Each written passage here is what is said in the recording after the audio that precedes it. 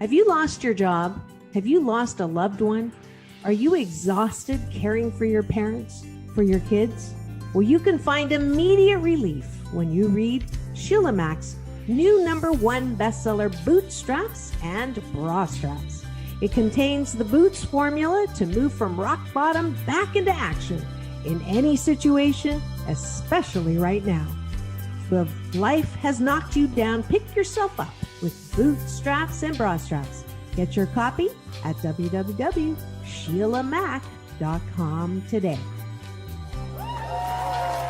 Are you ready for a reboot? Welcome to the Sheila Mac Show, reality at its finest. History reminds us those hit hardest often become the change makers. This year, we've all hit crazy economic, social, and emotional rock bottoms. We all get knocked down. Something hits globally, locally, personally. It affects our health, finances, our relationships. We have to recreate a business or career. Each show, Sheila and her special guest will be sharing their reboot stories, guiding you with real solutions to upgrade and up-level emotionally, mentally, physically, spiritually, and financially. Here on NBC's KCAA Radio. Welcome to the Sheila Mac Show, reality at its finest. Here we have real people sharing real stories and actionable steps to help you reinvent, rebuild, and reboot your business and personal life on your terms. I'm your host, Sheila Mac, and today we have special guest Eric Twiggs. Eric is a founding partner and president of the What Now movement. He is the author of The Discipline of Now, 12 Practical Principles to Overcome Procrastination. The Discipline of Now has been recognized as a Global Top 10 Finalist for the 2020 Author Elite Awards in the category of Best Self-Help Book. All right. And this recognition was based on the combination of the following criteria: cover design, content, popularity, and social contribution. Eric is also the host of a weekly inspirational podcast titled The 30-Minute Hour. He's a certified business and life coach, and Eric has conducted over 28,000 coaching sessions helping executive leaders and entrepreneurs who have moved from feeling frustrated to finding fulfillment. All right, welcome to the show, Eric. Hey, Sheila, it's an honor to be on your show. Thank you for having me. And one of the things I always like to ask people is, this show actually started after my best-selling book, Bootstraps and Bra Straps, the formula to go from rock bottom back into action in any situation. And this last 12 months or 14 months now, we've had every situation, things we couldn't even imagine happen to us globally. And so I'd like to start off with maybe, do you have a time in your business or personal life where you experienced a difficult situation, and how did you get back on track? So my time was back when I was in college. It was my senior year at Hampton University, and I'm having this conversation with a friend of mine. His name's Donnell. Now, he and I, we were a little different. He was all about his purpose. I was all about the party. But he would always give me a hard time and say, "Oh, Eric, you need to get serious. You need to figure out what it is you want to do with your life." And I'm like, "Man, loosen up. You know, are you coming to the frat party with me or not?" And several weeks go by, I don't talk to him. But then I get a phone call from his mother informing me of the fact that he was killed in a car accident. It sent me a serious message. It sent me the message that maybe we don't have the time that we think to do the things that we want to do. And that's why that's the experience that really inspired me and motivated me to focus on how I'm spending my time and overcoming procrastination and helping people to overcome procrastination as well. Wow. Yes, that is a difficult time at such a young age to lose a loved one or family friend. Very difficult, and something that kind of wakes you up.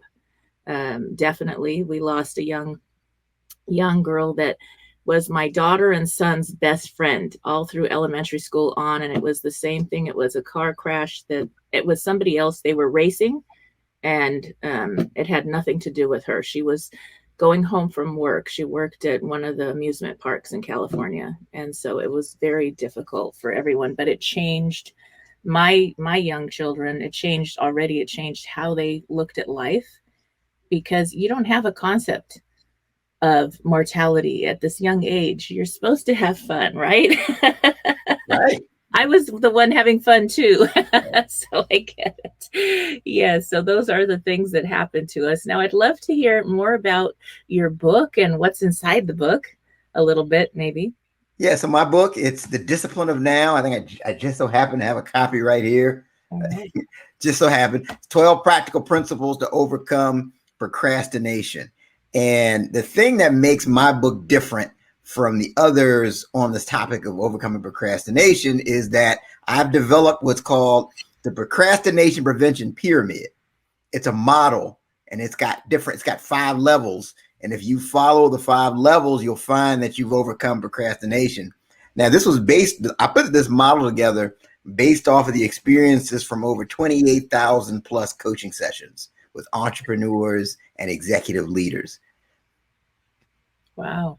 So okay, I procrastinate in some areas, but not in others. So I don't really love like organizing, reorganizing, cleaning. I do it because I have to, but there are times when it'll kind of go to the bottom of the list. And, if somebody asks me, let's go have a drink, coffee, I don't drink, but coffee or something, let's go to the neighborhood concert now that the music is back live. I'm like, okay, what house, what cleaning? So what is the secret to overcoming something you procrastinate on because you just don't like it? Well, see, that's pretty common. That's called task aversion. So really, like the root cause of just about all procrastination is discomfort, right? There's something that you're not comfortable about as it relates to that particular task. And so task aversion is very common. So the key is to understand this. And I wish someone, Sheila, had told me this like earlier in my career, that just because something has to be done, it doesn't mean that you have to do it. Yes. Right. So you have to recognize that. Is there a way that you can outsource it? Can you get a virtual assistant? Can you hire somebody to come and clean the house? There's a lot of ways to get around it. Or if it's something that you have to do, can you pair it with a task that you enjoy? Like I enjoy reading audiobooks. Mm-hmm. I don't honestly enjoy taking the trash out. It's necessary. It's going to create big problems if you don't. So I'll combine the tasks. Whenever I go to take the trash out, I put in my favorite audiobook, and the time goes by, things get done. But the fundamental thing is it's awareness, right? So being aware, because people say, "Oh, I always procrastinate." No, you don't. Mm-hmm. If you really play the tape back, there's patterns, right? It's for you, it could be just things you just don't like to do. Mm-hmm. For other people, it could be whenever it's something that's going to move your business forward because you're afraid of what that's going to look like. So really pay attention to those patterns. Wow, that's a good point. And yes, I confess, I have always had help in my house, but then with COVID, we barely actually have somebody coming to help me this weekend, and I'll be right there next door working together to reorganize things. But that's something I didn't have for this whole time. And all these years I've worked 10, 12, sometimes 16 hours a day. And I get home and it's like, I'm kind of tired. Let me do the minimum. And then I want to go have a social life, go out or spend time with my family and friends. And, so it kind of certain things get put aside that you would normally have somebody else help you with. And usually I help with them, but it's like, then you're not alone. So right. At least for me. So that does make a difference. Wow. And one of the things I wanted to ask you is with your book, how did that go as far as, was this your first book and writing the book? What was that process like for you? There's lots of new authors listening in all the time. So I had written an ebook before. It's actually on my website. It's called One Moment in Time, Preparing Your Life for Your Defining Moment. This is my first official paperback, audio, the whole deal. Right? Yeah. So the process for me is, and this is one of my big takeaways and this can help any new author, is to get out of the habit of trying to write and edit at the same time. Yeah. That was a big stumbling block for me. And so finally it clicked in. I went to a writing clinic and they had us do this exercise where you just had to, whatever came to mind, no matter how crazy it sounded to you, you just had to write it. It was like a free-flowing writing style. And literally, that's how I wrote the introduction to the book. Because I just wrote what came to mind. They timed you. And I looked at it, I was surprised. I was like, wow, that was really good. So that's the key. And so I would say, yeah, don't write and edit at the same time, and think about the outline format. That's what helped me, making an outline, putting the title together, putting the outlining the chapters, and then it really made it easier for me to go back and add content from there. Nice. And then how long did that take to write the process? Well, see, the total time took 6 years. The total time to write the book, because as your procrastination prevention partner, I was procrastinating for the time. It's there's irony in procrastinating on a procrastination book, but I will say a lot of that was good, because there were things that came to me that wouldn't have made it into the book, because it took long, and I had certain experiences and revelations that I was able to add to it.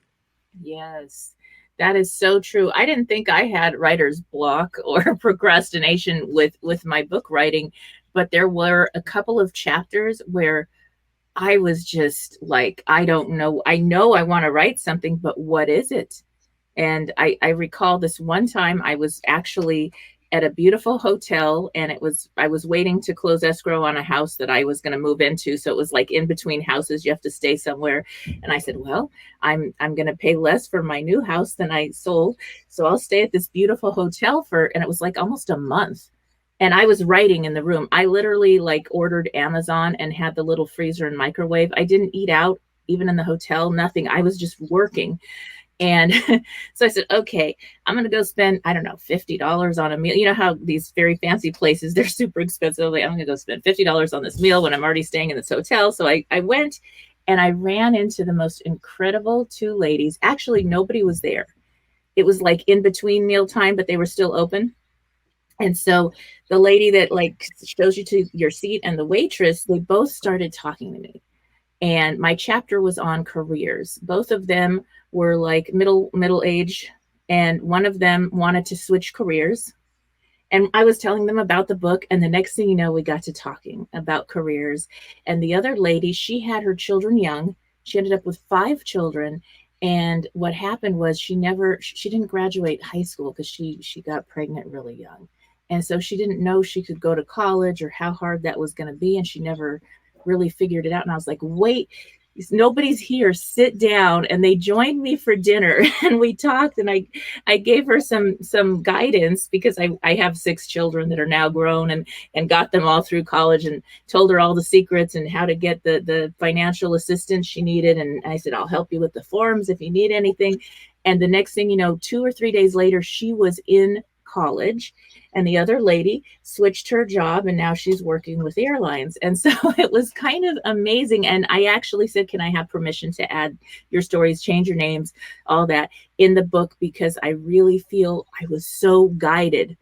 I didn't even, the food was incredible, but it was guided that I met these 2 incredible people. And actually, we helped each other so much. And I said, there's so many other people on this planet that have the same stories and need that advice. And it goes deeper, of course, in my book, but that was it. So sometimes we have to step away. What about that with other procrastination, as far as stepping away to come back, or when you really are at a block with it? Or Yeah, I think there's something called recovery, right? And I think that's important.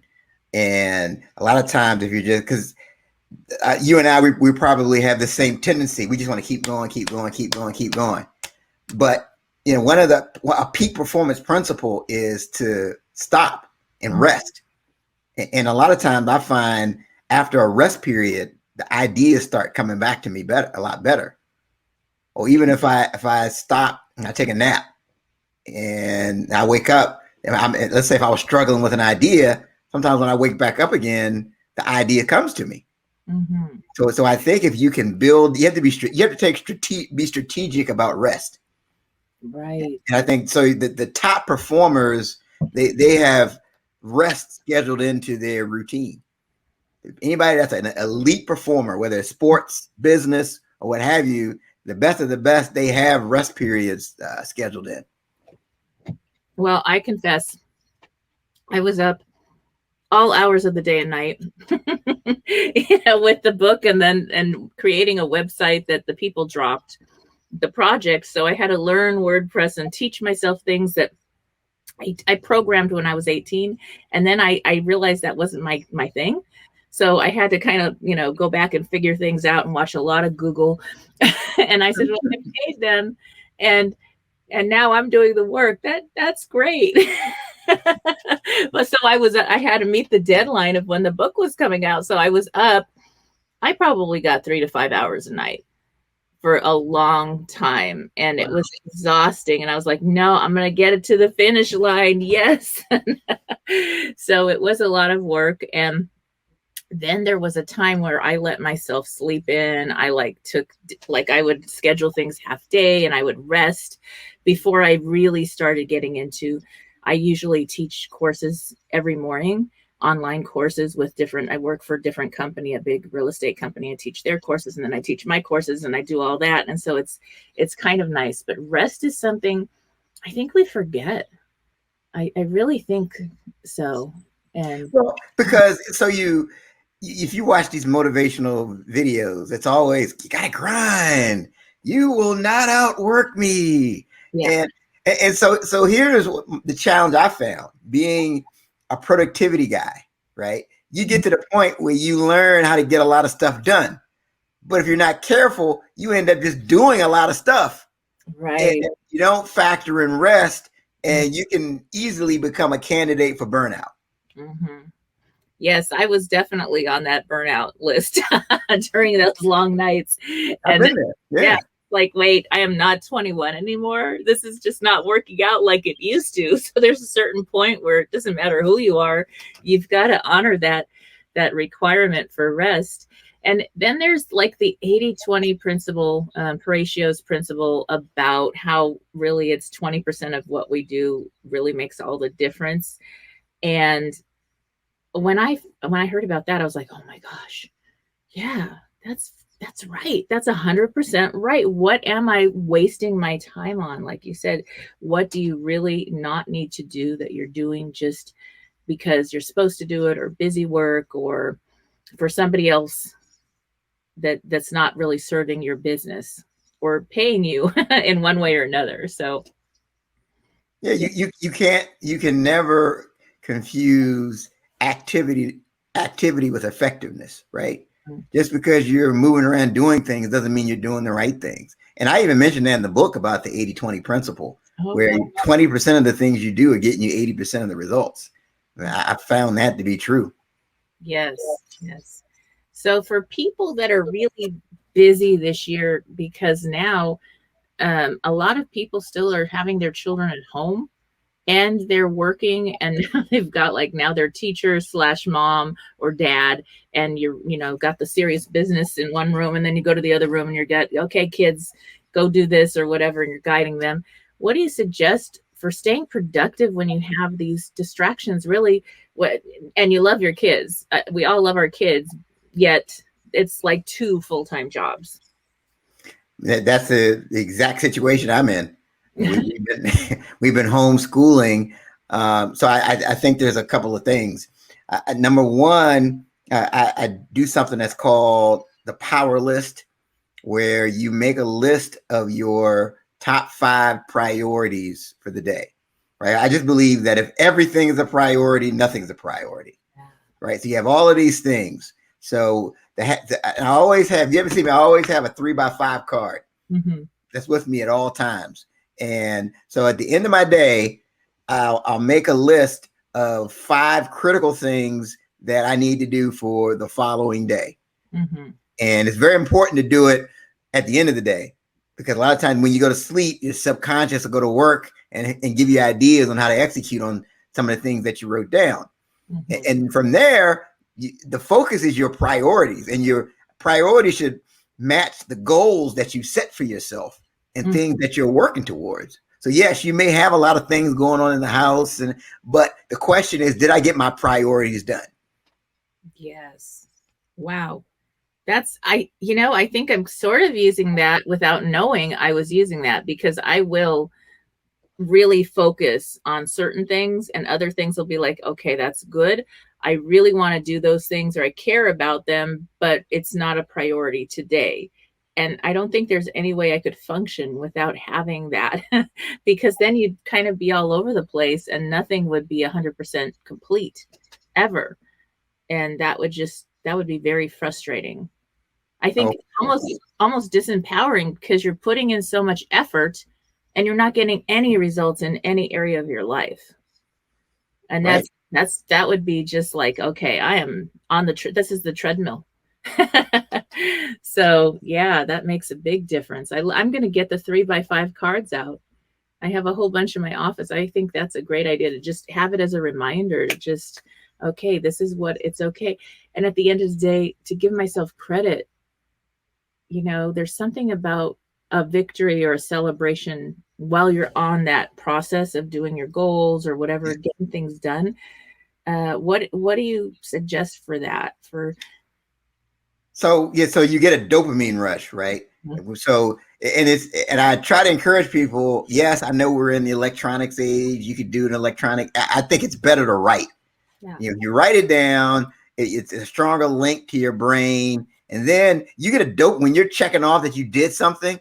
You get that dopamine rush, mm-hmm. and it's almost like a natural high that you feel. Yeah. And it's very rewarding, but you have to celebrate. And the other thing I have people to do is to focus to track their wins, right? I have people start what I call a win log.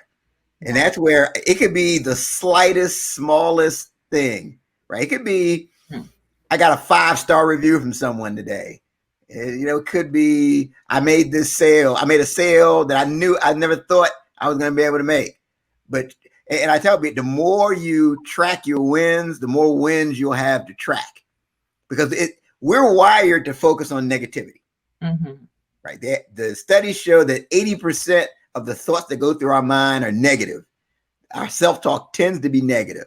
So if you focus on the wins and then celebrate, if you get into yes, I got a 5-star review. Excellent. Yes. Yeah. Telling you start building momentum. I have people, I would ask them, tell me about your wins. And they couldn't tell me anything over a whole week or so. Wow. And after working with them for a while, they have 5, 6, 7, 8 things they're telling me about. And if I don't ask them, they'll cut me off mid-sentence and say, no, wait a minute. You didn't ask me about my wins. I got to tell you about all this great stuff that happened to me. Yes. Wow. That does make a difference. And it is something that even as parents, we're both parents, and parents listening in, celebrate your kids' wins, especially this year, because this year is a scary year for everyone. And it affects our children. They see the emotions. We could pretend it's all good, but they see our emotions after we hear something new on the news, some new, incredible, interesting thing crazy thing going on. And they see us and they feel that. And so to focus on the wins, focus on the positive, and reassure them that we are good here, and to celebrate what we can now, even though the craziness is happening on our planet and things aren't the way we wish they were, we can celebrate those wins every day. And I think that's something, even when you're reinforcing positive behavior, to celebrate the good instead of just picking on the bad so they don't feel so bad. They give up. I think children give up. Oh, sure. And I think you have to recognize progress, right? So let's say your child is a C student, but they all of a sudden they get a B. So you have to recognize, okay, yeah, you may want them to get an A, but you have to recognize the fact that now they've gone from a C to a B. Mm-hmm. Because I think what happens with some people is they check out. They say, you know what, no matter what, they're never going to be happy. I can't win, and they just check out. I see this with adults all the time. So it's very important to recognize the progress, even if they're a D student and all of a sudden they start making C's. You have to recognize that progress.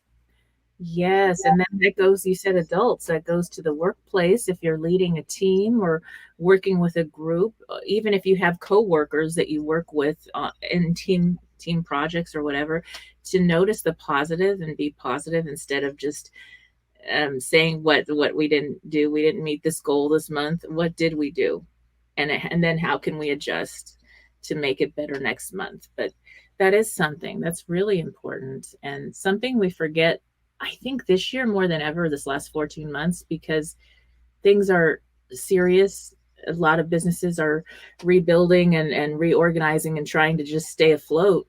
And then, they're like, okay, we got to make this sale. We got to do all this work. And you forget to really thank the people that are there and let them know how much you care and appreciate having them on board with you while you rebuild.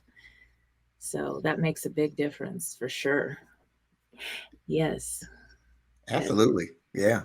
Yeah. And I'd love to hear some more about your coaching work that you do with the businesses. Yeah. So I work with entrepreneurs and executive leaders. My goal is to help them to beat procrastination so they can make more money, get more done, and feel more confident. So typically I'll coach somebody's one-on-one. It could be a group coaching setting where you've got 10 to 12 people. That's rare. From time to time I do that. But I'll also do workshops and keynote presentations as well. Nice. So that's interesting. So how to, on the finance part, on really building income and making more money, what do you find helps the most with people in business right now? Well, I tell you, speed is a differentiator. Mm-hmm. If you, because here's one thing: people are terrible with follow-up.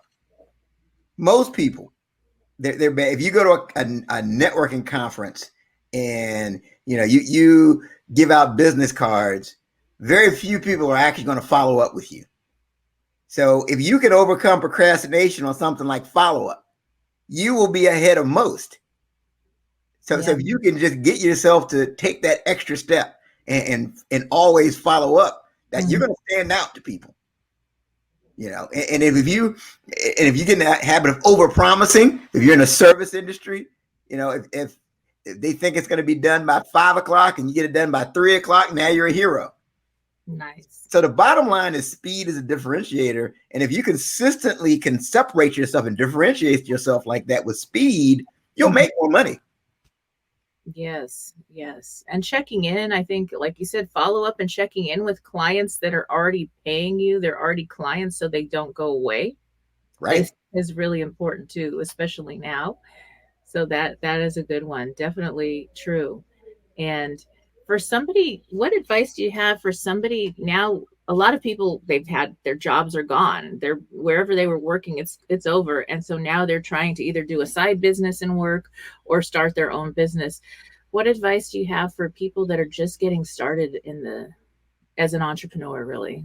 Well, I think this is, so whenever you have a crisis or a pandemic, there's two sides. There's the danger, but there's also the opportunity, right? And it forces you to get creative and think outside the box and think about, what are those things that you're passionate about? So if you want to start a business, what's something that you enjoy so much that you would do for free? Mm-hmm. Right? Is it speaking? Is it podcasting? Is it, what is that? And then, the next step is who is already having success in that arena? Because a lot of times you don't have to reinvent the wheel. You can find out the steps they took, and it may not be as complicated as you think. I mean, I know, on my podcast, a 30-minute hour, we've interviewed several people who started businesses from their kitchen table that are 8 figures. Yeah. I mean, I could several examples of people that have done that from around the world. So there's a tremendous opportunity. But the worst thing that somebody can say is, I'll just wait until things get back to normal. Yeah, I want to start this venture, but I'm going to wait until things get back to normal. No, you have to you have to make pivots. What can you do now? That is so true. And I know for me, we experienced a loss in December 2019. I lost my youngest son. He had a heart condition, and it Sorry was for your loss. really, yeah, it was really hard on our whole family. And my book was supposed to come out January. And I said, no, I'm going to put it on hold. And we did have our time. And then the pandemic hit, and we were like, oh, really, we don't need this right now. But it happened. And at some point, I realized my book is really designed to help people, especially through these tough times. And so I said, okay, now I'm going to slowly get back on track. And before you knew it, the book was a bestseller. And I have the podcast that I got invited to the radio and TV show. And then, it keeps going from there. So many incredible opportunities to speak now online and lead groups I'm leading a group in South Africa. I'm leading another one in Australia. And I've got people all over the United States that I'm working with that had I gone on a normal book tour, that wouldn't have happened. There's no way you could travel that much and connect. And I'm so connected with the people that I'm working with now that it's like, I know when things open again, we're going to visit each other and have times together and be present with each other in person, but we've built connections.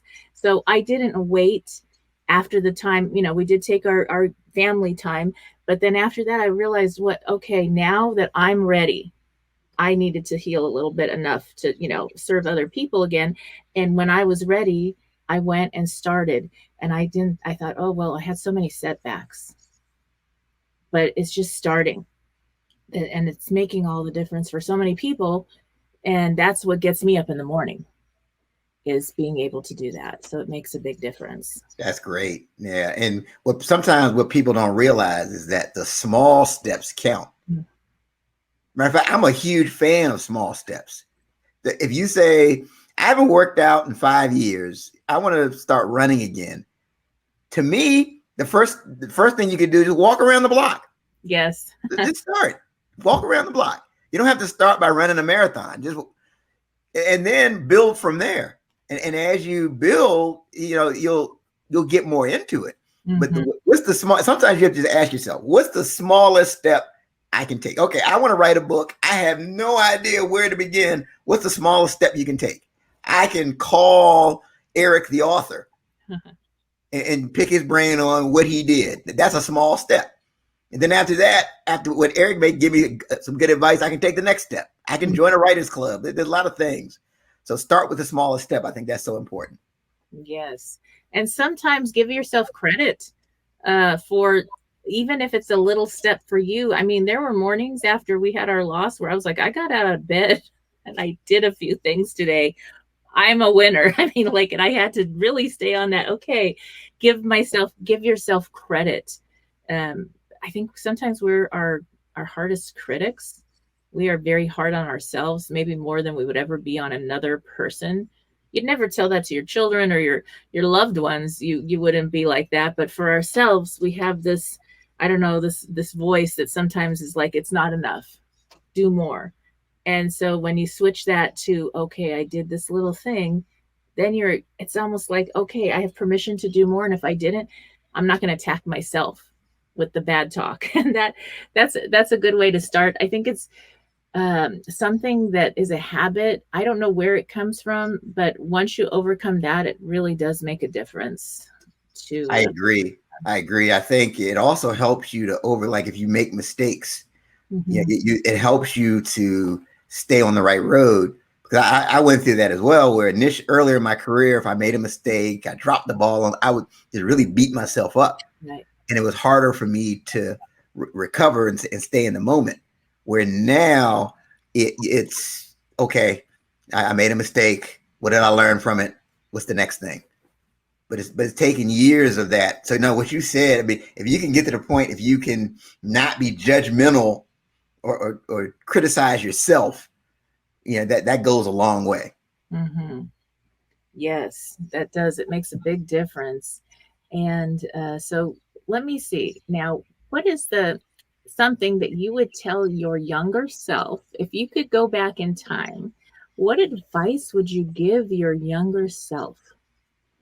That it's better to stand out than to fit in. That's what I would say, because I think we all get caught up in this thing of wanting to be cool, wanting to fit in, to be accepted.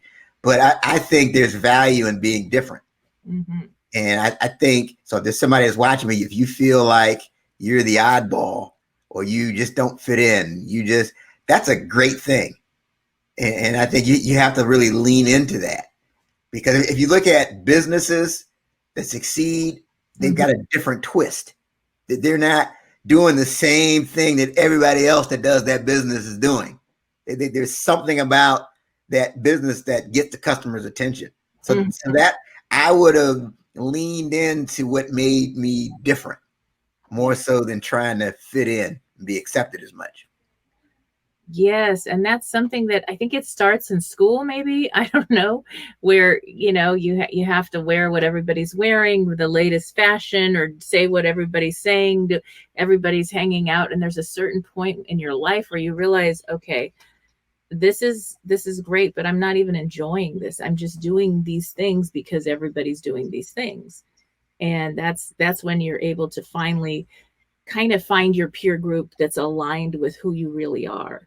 And when you think about young children, they're in their essence and their truth before they learn to like conform to what you're supposed to be. They're who they are. And everybody sits around and watches them, and they're singing or dancing or, doing some kind of sport. And they're just in their essence and truth. And it's like, wow, they're not an ego. They're not competing with anyone, but they're incredible. And that's who we all are. And then we lose it because we listen to all this stuff about have to, sit quiet, raise your hand, don't ask any questions, and don't question anything, and follow this this one sitting desk job 8 hours a day or something when you're like 8, or you're bad. And it's like, when you're 8, really? Right. So that makes a big difference. I think one of the things I did with I have 3 children of my own, and then 3 children that we adopted. So they're all ours now, but they're all grown. And one of the things was I always taught them to question, to have discernment, to think for themselves and to be themselves. And let me tell you, when they became teenagers, they questioned everything, especially me. I was like, wait, no, not me. So as its rewards and its downfall. But I was so grateful, because when things weren't right, even if it was a teacher maybe, or somebody that wasn't aligned, that was telling them something that was completely not ethical in their minds, they would come to me right away and they would say, you know what, this doesn't feel right. There's something that we need to talk about. This, I don't know about this. And then you'd notice, okay, yes, everybody else has the same situation, but nobody says anything. And so that's important. And really, when you're reading books and you're listening to trainings and you're learning from different people, it's the discernment that, even the training for your book, it's still yours. So you still have to put it through your own filter of how you want to show up. So it's your truth coming out. And it's so refreshing, because everybody's like, oh, thank goodness. It's that mask that we've been wearing. It's like the other mask that they have us wear to pretend we're something we're not and to conform. When we take that mask off, that's when we all have freedom, and everybody's like, oh, thank goodness. I mean, think about when you go to the grocery store and you got to wear the mask, and everybody rips the mask off as soon as they're outside. They're like, oh, air. And so that's the same thing in a metaphor that I think maybe the universal pause has been really trying to share with us. Yeah, I mean, it's interesting you say that. Our daughter, she asks questions, and I'm trying to encourage, cultivate that. I'm like, Aaron, keep doing that, because that's a great habit. It's called intellectual curiosity. And, I was reading a book, was it Think Again by Adam Grant. It's a great book. And they did this study of like the most successful presidents in the United States.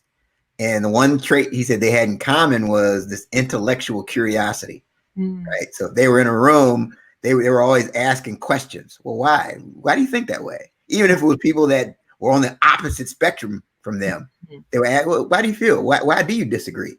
And as opposed to just blind, but like most people blindly accept what's presented to them. So, Mhm. so I think just asking questions and just getting in the habit of challenging that status quo is critical. Yes, that is so important. That's something. One of my years ago, I was a teacher to help all my 6 children go to these schools, and so I did Montessori teaching, and then I did Waldorf teaching, and the kids got to go free as long as I was a teacher there. So it worked for me because I really wanted to have my children with me as much as possible, and the trainer, the main person that started the Waldorf schools is Rudolf Steiner. And his teaching is that we need to understand all people, all cultures, everybody around the world, all the different religions. And when we're able to hear from their perspective and really honor them, we're honoring all of humanity, because all of us together are really one humanity. And so the children would learn through each culture that they would study, each religion through the years. You go through different cultures and religions. And I, as a teacher, had to learn as I went, because I went through public school. I didn't get to learn that. And it was incredible. And it changed my perspective on everything, because instead of this judgment, it's like, okay, let's really get to know what it would be like to be on this side of the planet, or doing this, or living this way, or having this religion that's so different from mine. And I just loved that. It's so important, and something we forget sometimes. And in our diverse United States, I don't know how we forgot it, because we're so diverse here, but it happens. So yeah, that was great. Yeah, I think people sometimes it's a struggle for people to, especially if it's people that disagree with you, that disagree with your viewpoint. It's hard to really be able to understand, try to understand someone else's point of view. Yeah, but if you were them, you would have this whole, when you're able to have that compassion of, wait a minute, yeah, that wouldn't be so good. I don't want to be in that situation. Right. That change, your compassion shows up, your empathy, understanding, and then there's something where, I don't know, there's peace and an ability to have new ideas show up, synergistic ideas, I guess, with people. So for young kids, adults, even in work environments, teamwork right now is more important than ever, because people are coming to work and stuff is going on our planet, in our world, and at home, situations, and they don't talk about it, but there's stress, there's anxiety, is this job going to be here next week? What's going on? And so with that, to have meetings and conversations, power meetings, team meetings, things that are not even about the work, but just to keep everybody in a place where they're sharing and talking about things, is really important. And the other thing I always share is, if you have a business or you're working with a team, wherever you go, share about the 211. And that's in every state in the United States and every province in Canada. And that's where you Google 211 in your state, or you dial 211, and you get help for getting food on the table, help with maybe if you can't pay your bills, help with all kinds of, and any kind of mental health situation going on. Somebody's depressed, going through this crazy time. And there's tons of different ways people can get help, because they may be coming to work, but if they don't have food on the table, or they can't pay their bills, or somebody else is having a mental health issue at home, or an addiction, they're not going to really be able to be as productive, but they don't want to say anything. So if you just post a sign about that then people know there's a resource that they didn't know existed. No, I think that's great. And so I talk to people, sometimes there'll be someone I'm coaching, and they'll say, oh, these millennials, they don't want to work, and you can't. It's not the millennial. It's just times are different. I think the days of it's my way or the highway type of being that type of a boss, or trying to have that type of a culture, it's not going to work now. People, you really have to pay attention to the whole person. And they have to feel like they trust you. It has to be more of it. People are not willing to put up with a bad boss like they were in years past. So I think the culture and how you talk to people and paying attention to, like you said, paying attention to what's going on. It just, I'm telling, just all the people I deal with, I'm always amazed at just the things people are struggling with. And you look at them, you'd have no idea Exactly. You think they have it all together, but they're dealing with some serious issue, the mind-blowing issue that they're dealing with. And you have to understand, and sometimes it's better to lead with questions and just really get to know the person. Right. And for them to feel safe enough to share something like that. And usually when everybody knows in the workplace, you come together as a team and you help each other. Yes. But people don't say things, or they don't ask for help when they need it. And especially, I guess, us adults, we've come, you come to the point of you're a parent, you're an adult, you're taking care of everybody else, and you never ask for help when you need it. And, you're like, who do I go for help? Everybody's coming to me. Wait. So it's nice to have resources, groups, community connection, especially now. And that's going to make all the difference for sure. Now, getting back to your book on the procrastination, do you do a coaching program aligned with that, or does that just show up in every single business coaching session you do? Well, it shows up, but I do have a specific program. But quite often, there's usually something that's. So here's what I found out, right? If someone's stuck, like in their business, 80% of the time, it's a mindset issue. There's something with their beliefs and how they think, and there's usually something they're procrastinating on. So it helps to be able to unpack that. Because the mistake I would make earlier in my career was to try to focus so much on the result. Yeah. But it's really, there's that thing behind the scene. If you don't address that, they're never going to move forward. Right. Wow. So that's one key to like unlocking the procrastination, is to see what's really behind it. Yeah. What's causing the procrastination? Where is that discomfort? Sometimes we'll be talking and, I'll talk to somebody and 3 weeks in a row, they haven't done something. It could be like estate planning. I didn't get to it. I didn't have time. And I'll say, okay, what's really going on here? What are you, sometimes I'll just ask, what are you afraid of? And then there's just silence. And it's like, well, I am afraid of blah, blah, blah. So that discomfort is driving the procrastination. And if you're not aware that that's really what the issue is, you'll just keep doing it.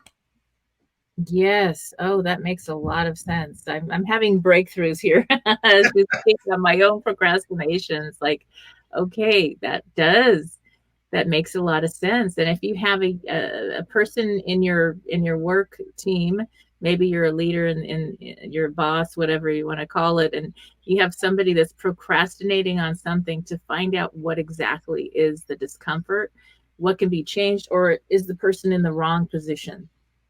Yes.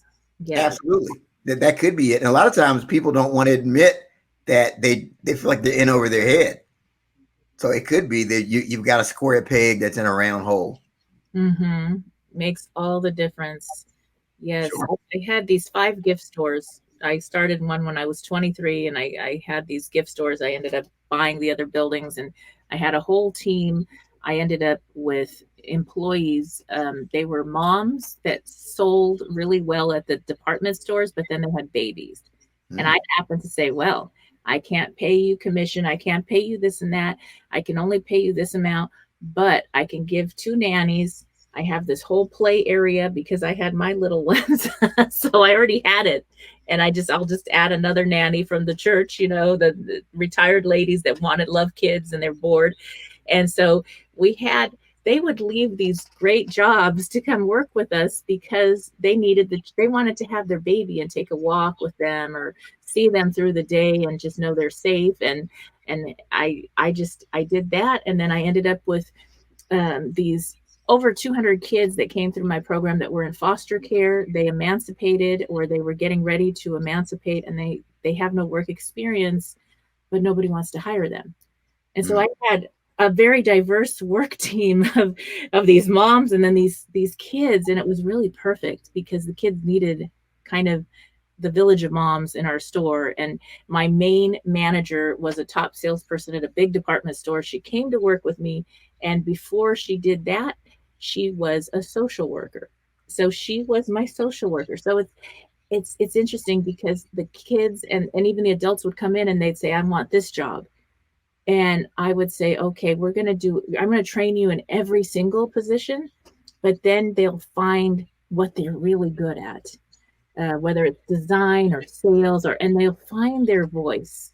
And then I give them a letter and they would get really, high paying jobs somewhere else because they needed that ticket to go somewhere else. And they were paid very well while they were with me doing the training as well.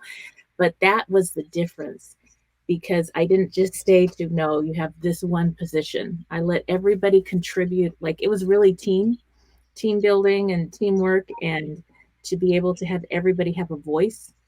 Okay, this is where we're at, and we want to make so much money, or this happened, and we got this one complaint about this product. What should we do? And I would open it up to everybody. We'd have these breakfast meetings and we'd all discuss it.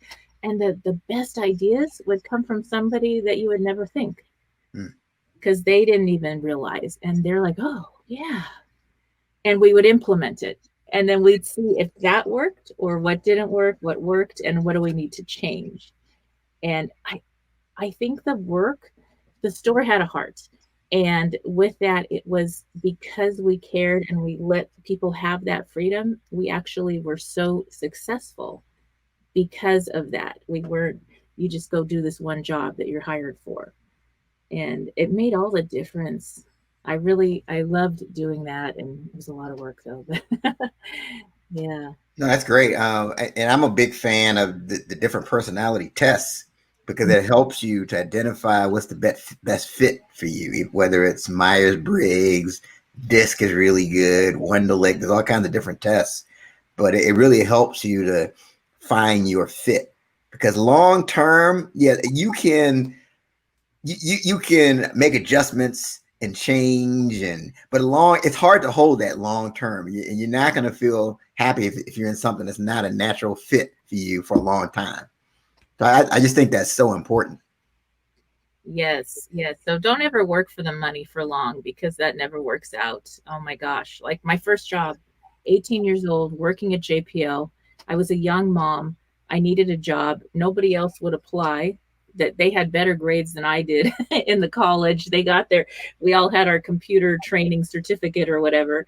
And I go in and get this job, and I worked so many hours before and after work to keep up, because it wasn't my field.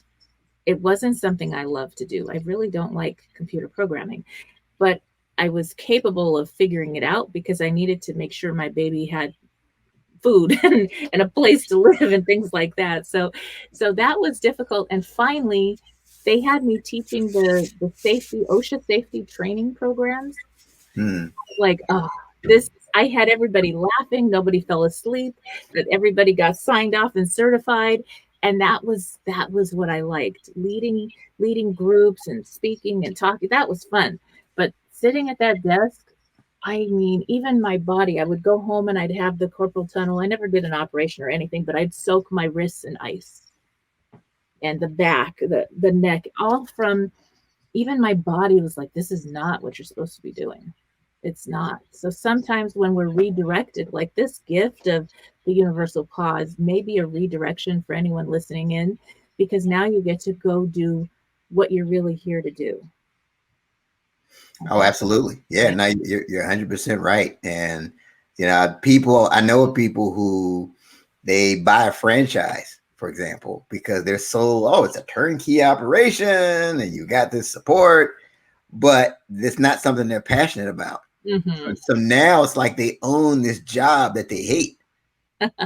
And I always advise people, so if you're thinking about buying a sandwich franchise, ask yourself, do you see yourself making sandwiches on a Friday night because your people called out?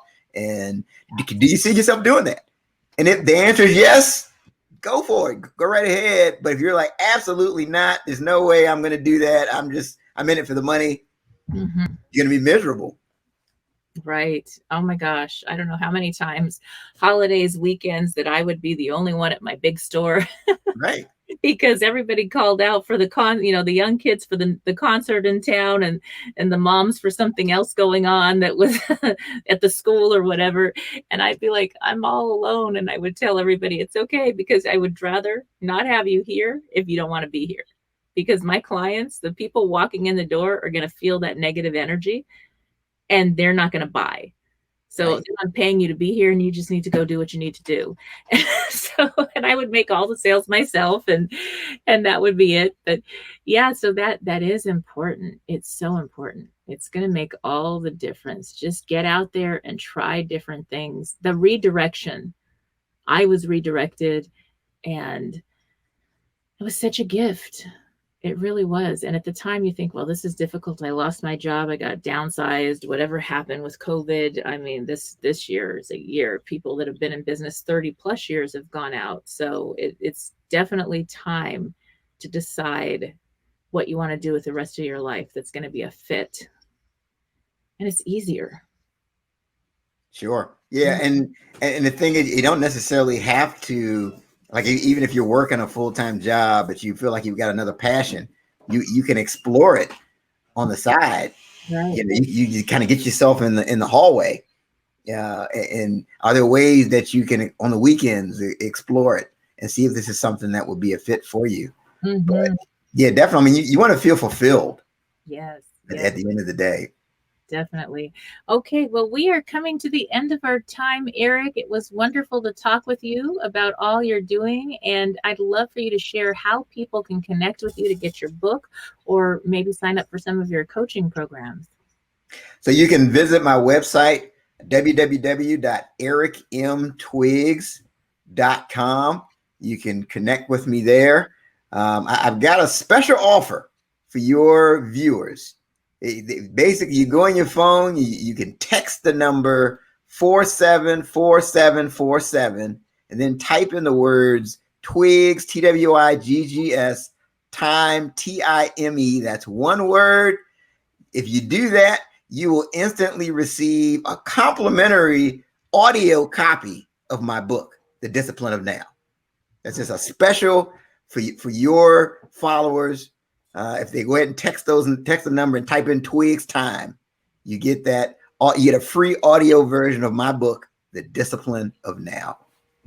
Outstanding. Well, thank you again, Eric. And for those tuning in, we'll be back after these messages. If you are just tuning in, this is Sheila Mack, host of NBC's Sheila Mack Show here on KCAA Radio, the station that leaves no listener behind. And today I have a special gift for beautiful, authentic you. For a free Boots meditation and mini introduction to the Boots formula course, go to www.sheilamack.com/Boots meditation. That's www.SheilamaC.com/Boots, BOOTS meditation, and enjoy your free gift, which is a free Boots meditation class, as well as a mini introduction to the Boots formula course. Enjoy. So here it is, my latest book.